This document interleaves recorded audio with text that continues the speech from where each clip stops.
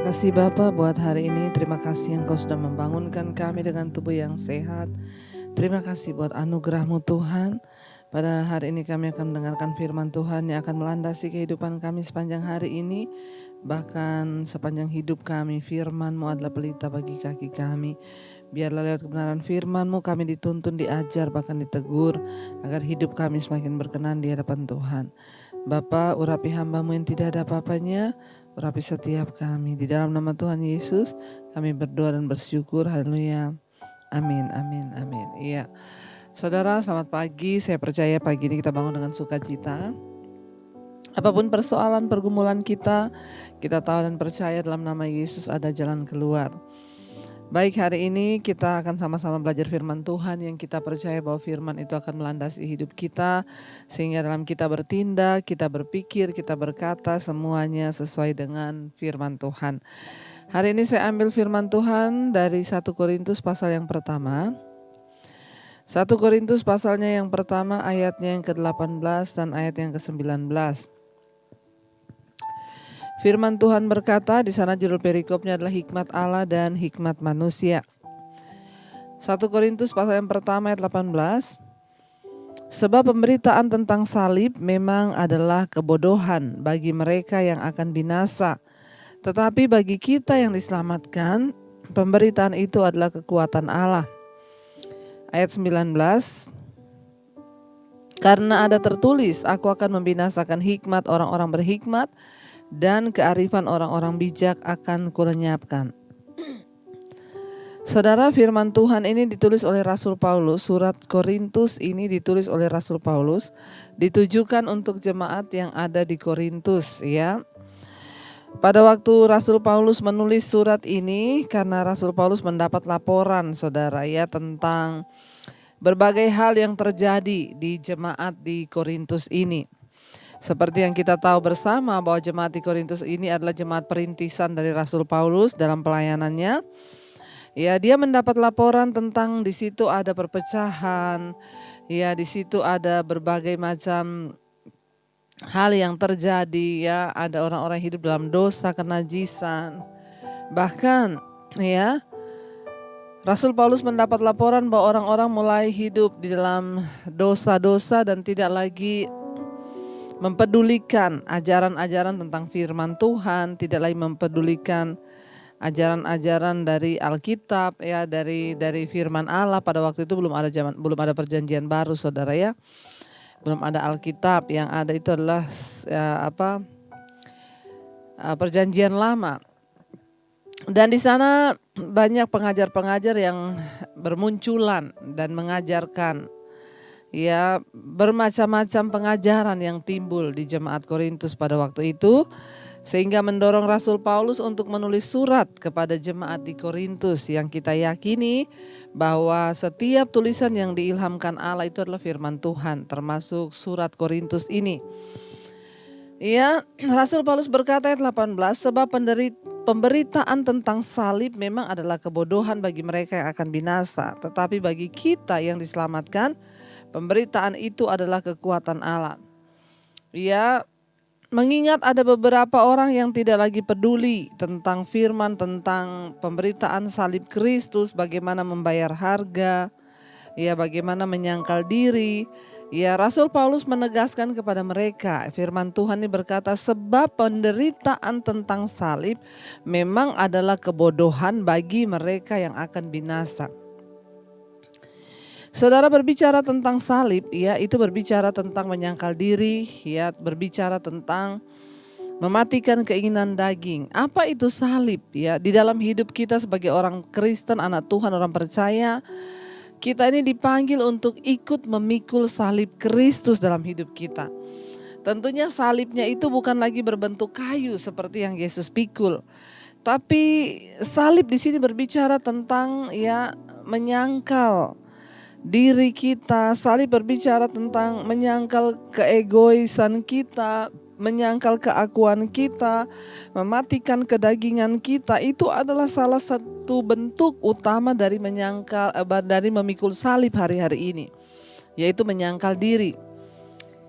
Di salib pun Yesus menyangkal dirinya, dia bukanlah Tuhan, tetapi dia datang sebagai manusia. Ketika dia disalib, ya, dia menyatakan diri sebagai manusia yang harus menanggung kutuk dosa seluruh umat manusia.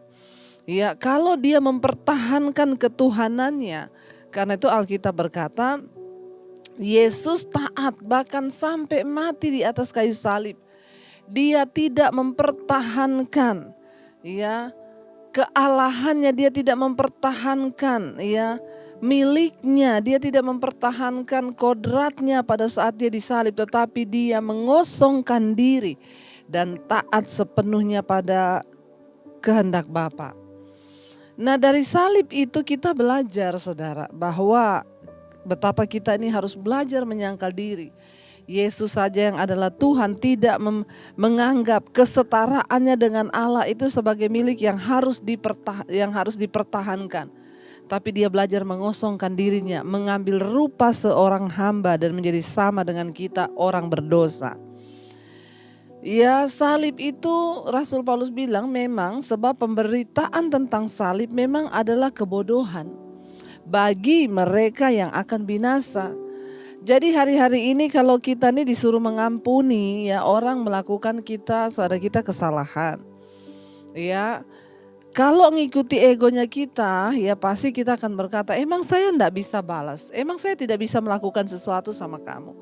Ya, saya ini punya backingan loh, saya ini punya ini, saya bisa menjebloskan kamu dalam penjara. Itu egonya kita. Tapi waktu kita belajar tentang salib, di sana kita harus mulai belajar berkata, Tuhan, aku yakin bahwa semua yang Kau izinkan terjadi, penderitaan ini tidak enak Tuhan. Aku menderita padahal aku tidak buat salah, aku ditipu orang Tuhan. Tapi aku harus belajar melepaskan pengampunan, ya, dan tidak menuntut daripada dia segala hak-hakku. Aku mau belajar memikul salib. Ya, tetapi bagi orang yang akan binasa tidak mau. Ya, mereka kan berkata enak aja mengampuni, dia tuh salah loh, harus kita kasih pelajaran. Makanya ayat ini dikatakan sebab pemberitaan tentang salib memang adalah kebodohan bagi mereka yang akan binasa.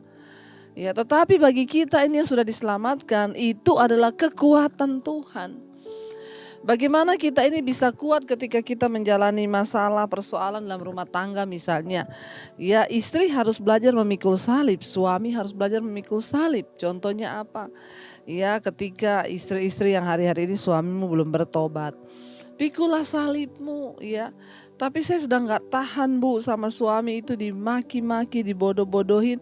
Itu sudah pilihanmu, karena itu ya pikulah salibmu, ajar aku Tuhan untuk ya terus bisa mematikan keegoisanku, ya menerima suamiku dan berdoa buat dia. Itu artinya pikul salib. Tapi sekali lagi bagi orang yang akan binasa, dia lebih memilih bercerai karena salib itu kebodohan.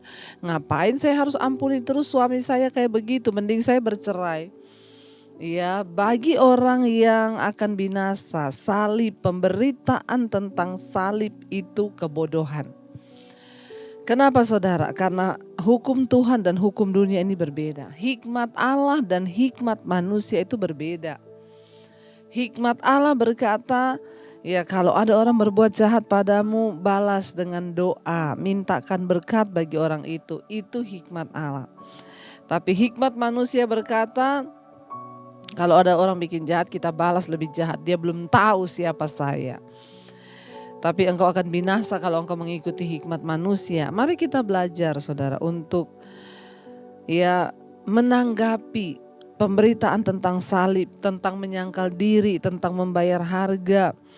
Dalam segala hal, di dalam rumah tangga, dalam keuangan kita pun seringkali Tuhan akan proses. Rasanya berat Tuhan. Tapi aku harus menyangkal diriku dengan keuangan ini. Mungkin ini salib yang harus aku pikul Tuhan ya, ketika saudara mungkin disuruh Tuhan ya untuk ya menabur atau melakukan sesuatu yang rasanya berat tapi aku mau melakukan. Ya, saya juga sering mengalami seperti itu. Tapi ketika memang itu Tuhan yang memerintahkan, itu salib. Berat, salib itu artinya apa? Berat bagi keakuan kita. Tapi waktu kita mau melakukan, ya maka kita diselamatkan. Ya termasuk pengampunan, ada orang-orang yang tidak mau mengampuni. Dia lupa bahwa mengampuni itu juga salib. Ya, nah kalau kita mau diselamatkan, ya kita harus melakukan apa yang Tuhan ajarkan. Ayat yang ke-19 bilang, karena ada tertulis, aku akan membinasakan hikmat orang-orang berhikmat dan kearifan orang-orang bijak akan kulenyapkan. Kenapa saudara? Orang-orang dunia ini yang merasa berhikmat, orang-orang dunia ini yang merasa arif, orang-orang dunia ini yang merasa mereka sudah benar. Yaitu tadi yang saya berkata, hukum Tuhan dan hukum dunia itu berbeda. Hikmat Tuhan dan hikmat manusia berbeda. Nah ketika kita menerima Yesus, maka segala hikmat manusia itu harus dibuang.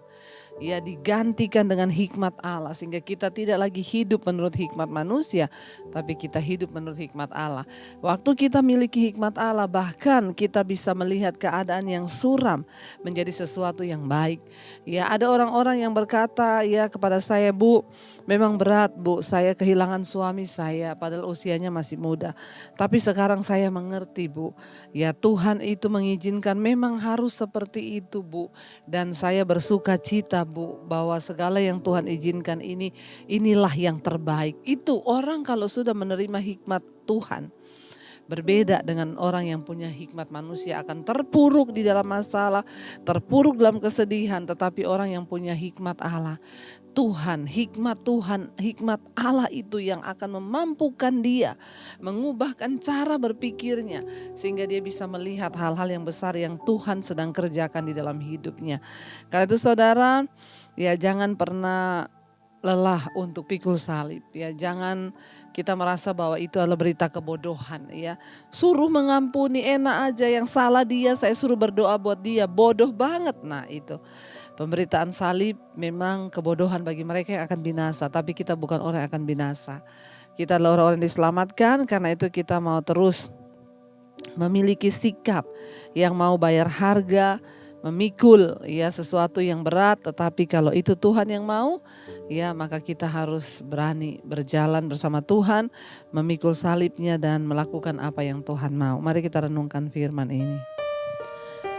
Terima kasih Bapa buat setiap kebenaran firman Tuhan yang membukakan cara berpikir kami, sehingga kami tahu apa yang benar, apa yang menyenangkan hati Tuhan. Ajar kami Tuhan untuk senantiasa melakukan firman-Mu sekalipun itu berat, namun kami mau Tuhan melakukannya. Terima kasih Bapa, terima kasih Tuhan. Karena salib-Mu hidup, karena salib-Mu ku menang. Engkau yang berkuasa, sanggup untuk melakukan mujizat-Mu, karena salib-Mu.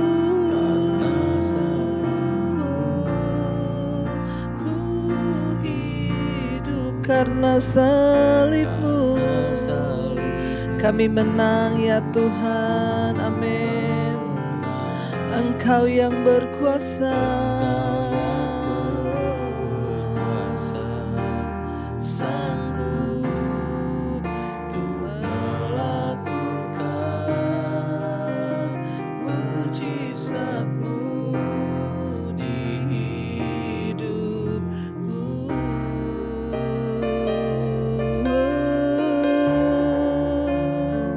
Engkau yang sanggup Tuhan, salib-Mu yang sanggup.